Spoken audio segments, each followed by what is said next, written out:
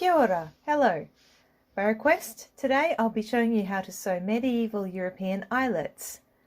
Previous to the 14th century, clothing construction was generally much simpler in nature, thus not requiring much else in the way of fastenings beyond a pin at the neckline. There are of course exceptions, however, in general, a fairly loose-fitting garment had been the norm.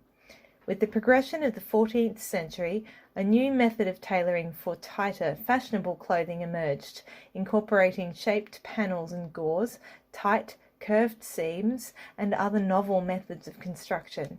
This also meant new ways of fastening garments, such as spiral lacing, particularly for kirtles and cotehardies. Mostly this would have been at the curved centre front seam of the gown, but there is also evidence of it being used in the side seams. Many masculine impressions will also require eyelets to attach or point their woolen hose to their breech girdle. Eyelets also have application in various arming garments used during the medieval period, for example the lendenier. Please see the links below for my recommended videos on this for beginners. In brief, if you're constructing late medieval garments, you will need the technique of sewing eyelets. Here's a sample of an eyelet and buttonhole I sewed earlier, and here is an example of my reconstruction of spiral lacing on the centre front of a woolen kirtle. I have made the reconstruction as historically accurate as I could at the time, using silk binding and silk sewing thread as per the Museum of London Book of Medieval Textile Finds. Details are below. I referenced this text heavily in this video for the method of sewing. Here is my sample of wool similar to medieval broadcloth with a facing attached, like on a sleeve or centre front of a late medieval garment. By the book, this facing should be silk tape or a piece of buckram or buckram, as cotton or linen fabric. This would not have been cut on the bias as we often do today, but on the straight grain. I'm expecting we will release a video on how to do this in a medieval way, but briefly, you would use backstitch and or running stitch and either hem stitch or overcast stitch to produce this. Select a pointed object to punch through your fabric. I have here a medieval pin and some reproduction bone awls in various sizes. You could use a knitting needle, a large nail, a biro or similar. I'll begin with the smallest size and gradually move through to the largest until my eyelet hole is big enough. So just punching through with the pin, making sure that you have the correct position. You want this to be the center of the eyelet hole. Make sure you have the correct spacing from the edge of the garment and the other lacing holes. Spacing for spiral lacing is quite specific, and I urge you to take care when you're planning this out. Moving on to the medium-sized awl, just piercing through there. Be gentle, as the two different fabrics react to the awl quite differently. Wool is very springy and the linen is crisp and tends to crease, so one will creep back into place while the other will tend to remain pushed out of the way by the awl. Onto the large-sized awl, only making the hole as large as you need it to be and no larger. And there you have it.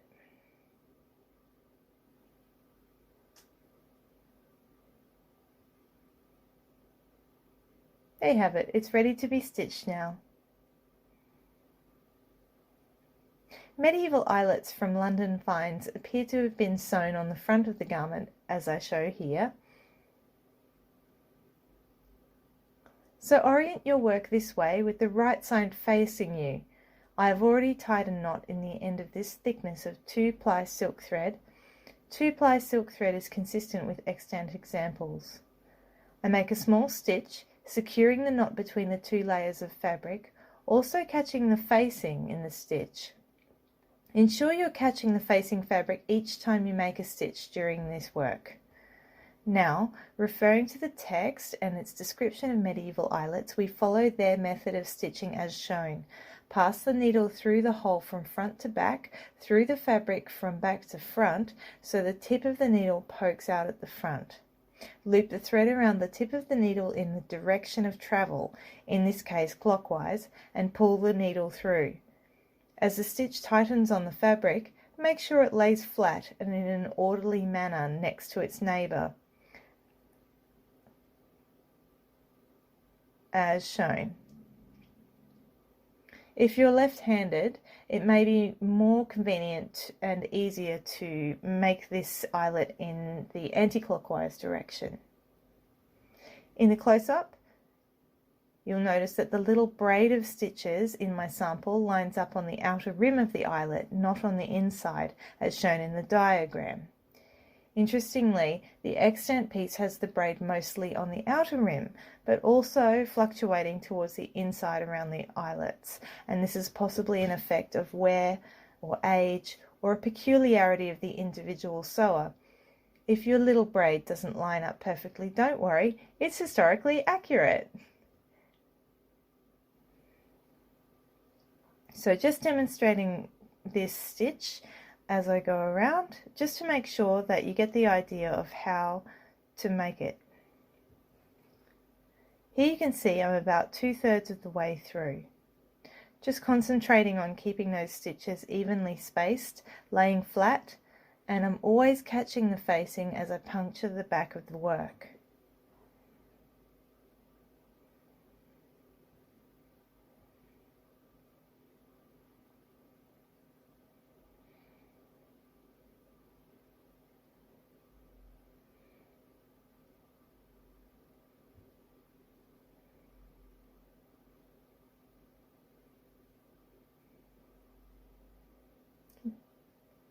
Last stitch, and I'm almost all the way around. I just give it another go with one of the awls to make it look nice and even and stretch it out.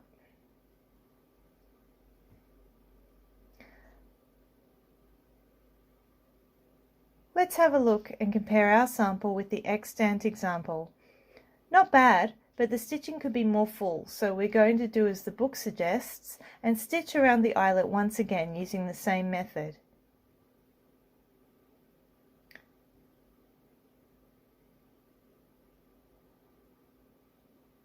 I just like to go around and fill in any gaps I see, and it goes a lot quicker than before and is much easier than the first time around.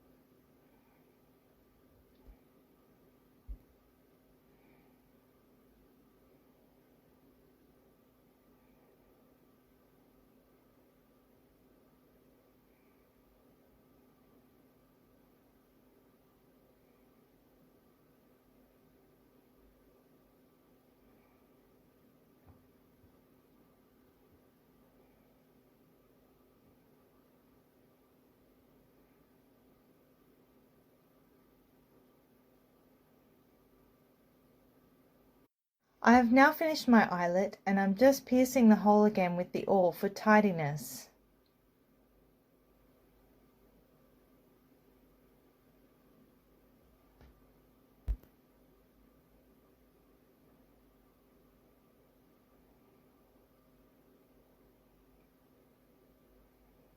I compare it to the medieval examples and it looks a lot better than it did before, keeping in mind that the extant one has lost almost all its original woolen cloth and has left only the facing fabric, which is silk.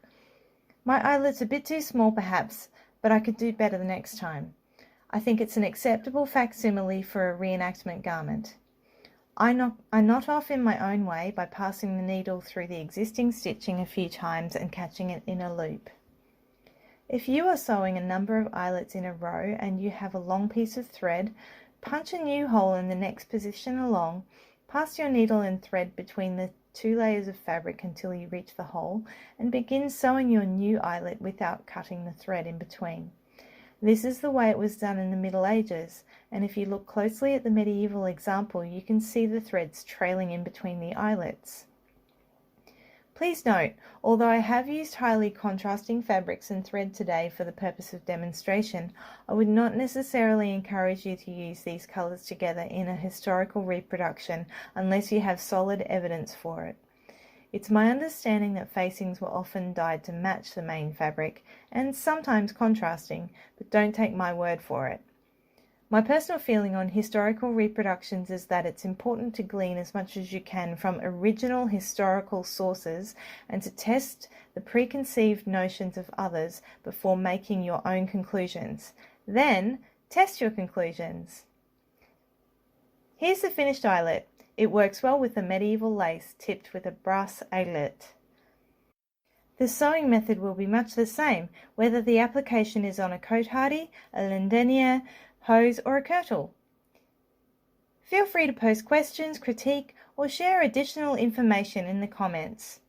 Thank you for watching our video on how to sew a medieval eyelet, and remember, have fun, stay safe and keep reenacting.